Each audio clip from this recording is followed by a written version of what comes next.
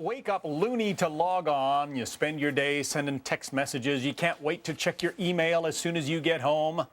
Might you have a real problem? The answer could be yes. The American Journal of Psychiatry finds an addiction to text messaging and emailing could be another form of, get this, mental illness. Joining us now, psychologist Dr. Buzz von Ornsteiner. Dr. Buzz, do you buy that? I mean, there are disagreements, obviously, in the psychiatric community. Well, you know, we all have a need to communicate, and emailing and text messaging are great forms of communication, but they should never replace face-to-face contact. They should never replace our need to socially interact with others.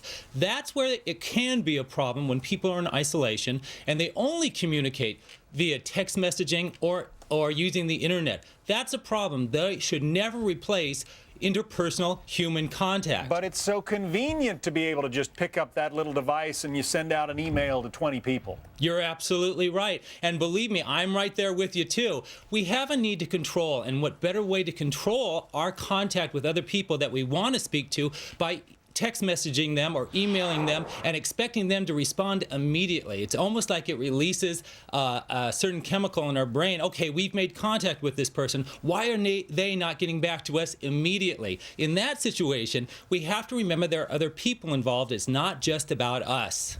Well, how do you know if you have a real problem? Is it because you're on the BlackBerry or the email device all the time?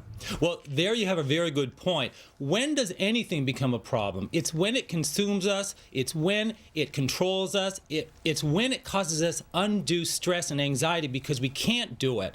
That's the main thing that I want to get across here, is everything in moderation. But if you're only text messaging people, if you're only emailing them and you're not engaging in face-to-face contact, you're not socializing with people, and that becomes your only form of communication, that is a problem. You've got to take the steps to really talk to people now. You've got to see people, you've got to speak to people, you've got to get back into using your socialization skills. That's why we're here in this world. So if my co-anchor is sending out emails as I'm doing interviews, is that a sign of an issue?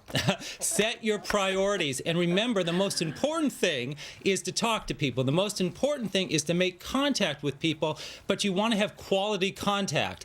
Text messaging someone and emailing them just doesn't take the place of face-to-face contact. We are humans. We need to belong. Yes. We need to have feelings, and we need to express those feelings to that person. I have face-to-face contact with John all the time, Doc. I don't know what he's talking She about. was probably just sending me a nasty email that she didn't like something I just did. Dr. Buzz von Ornsteiner. Thank you for having me. That's a good heads up. Thank you.